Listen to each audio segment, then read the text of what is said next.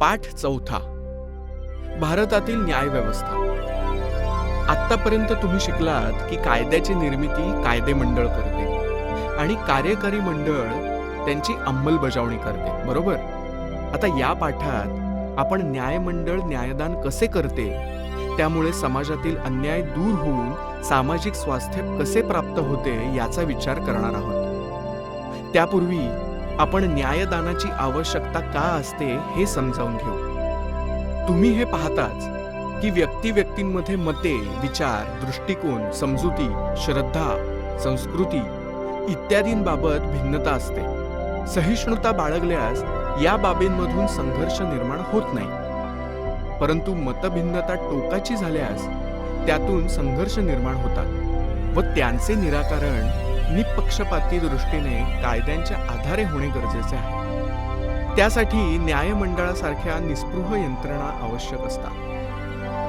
व्यक्तींमध्ये जसे संघर्ष होतात तसेच व्यक्ती आणि शासन संस्था यांच्यातही हितसंबंधांबाबत संघर्ष निर्माण होऊ शकतात. शासनाचा एखादा निर्णय अथवा कायदा लोकांना अन्यायकारक वाटू शकतो व त्या विरोधात न्यायालयात दाद मागता येते. संविधानातील सामाजिक न्याय व समता या उद्दिष्टांना प्रत्यक्ष व्यवहारात आणण्यासाठी ज्याप्रमाणे शासन प्रयत्न करते, त्याचप्रमाणे न्यायमंडळही काही खटल्यांच्या निकालाद्वारे अथवा सक्रिय भूमिका घेऊन शासनाला पाठिंबा देऊ शकते. समाजातील दुर्बल घटक, महिला, बालके, दिव्यांग आणि तृतीयपंथी इत्यादी समाज घटकांना न्यायालय मुख्य प्रवाहात येण्यास मदत करू शकते. लोकशाही बळकट होण्यास न्यायमंडळाचे काम फार महत्त्वाचे आहे. कायद्याचे अधिराज्य न्यायमंडळामुळे सुरक्षित राहते. गरीब, श्रीमंत, प्रगत, अप्रगत, स्त्री, पुरुष या सर्वांना कायदा समान रीतीने लागू पडतो हे न्यायदानातून स्पष्टपणे व्यक्त होते. न्यायदानाद्वारे नागरिकांच्या हक्कांचे संरक्षण होते.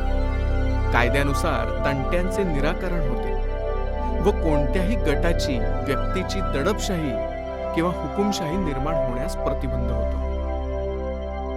न्यायमंडळाची रचना. न्यायमंडळ संपूर्ण देशासाठी एकच असते. त्यात केंद्र व घटक राज्ये अशी स्वतंत्र विभागणी नाही. म्हणून भारतातील न्यायव्यवस्था एकात्म स्वरूपाची आहे. या न्यायव्यवस्थेच्या सर्वोच्च पातळीवर भारताचे सर्वोच्च न्यायालय असून त्याखाली उच्च न्यायालय आहेत. उच्च न्यायालयांच्या निर्णयाखाली जिल्हा न्यायालय व त्यानंतर दुय्यम न्यायालय अशी रचना आहे. सर्वोच्च न्यायालय. सर्वोच्च न्यायालयाचे प्रमुख हे सरन्यायाधीश असतात. सरन्यायाधीशांची आणि अन्य न्यायाधीशांची नेमणूक हे राष्ट्रपती करतात. सर्वोच्च न्यायालयातील सर्वात ज्येष्ठ न्यायाधीश सरन्यायाधीश या पदावर नेमले जावेत असा संकेत आहे. न्यायदानाचे काम कोणाच्याही दबावाखाली होता कामा नये. न्यायाधीशांना निर्भयपणे न्यायदान करता यावे यासाठी न्यायमंडळ स्वतंत्र ठेवण्याचा प्रयत्न केला जातो. त्यासाठी आपल्या संविधानाने केलेल्या तरतुदी खालीलप्रमाणे आहेत. न्यायाधीशांची पात्रता. निष्णात कायदेतज्ञ असलेल्या उच्च न्यायालयात न्यायाधीश पदाचा किंवा वकिलीचा अनुभव असलेल्या व्यक्ती पात्र मानल्या जातात. नेमणूक. न्यायाधीशांची नेमणूक राष्ट्रपती करतात. त्यामुळे राजकीय दबाव दूर ठेवता येतो. सेवा शाश्वती. क्षुल्लक कारणांसाठी अथवा राजकीय हेतूने त्यांना पदावरून दूर करता येत नाही. सर्वोच्च न्यायालयाचे न्यायाधीश वयाच्या 65व्या वर्षी तर उच्च न्यायालयाचे न्यायाधीश 62व्या वर्षी सेवानिवृत्त होतात. वेतन.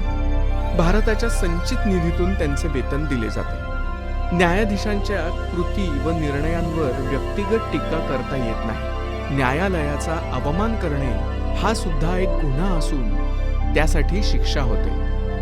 या तरतुदींमुळे अयोग्य टीकेपासून न्यायाधीशांना संरक्षण तर मिळतेच, पण त्याचबरोबर न्यायमंडळाचे स्वातंत्र्यही अबाधित राहते. संसदेला न्यायाधीशांच्या वर्तनावर चर्चा करता येत नाही. परंतु न्यायाधीशांना या पदावरून दूर करण्याचा व त्यासाठी महाभियोग प्रक्रिया चालवण्याचा अधिकार त्यांना आहे. न्यायालयीन सक्रियता. न्यायालयाकडे तंटे गेल्यास न्यायालय ते सोडवते, ही न्यायालयाबाबतची पारंपरिक प्रतिमा आहे. परंतु गेल्या काही दशकांपासून न्यायालयाच्या या प्रतिमेत बदल झाला असून न्यायालय सक्रिय झाले आहे.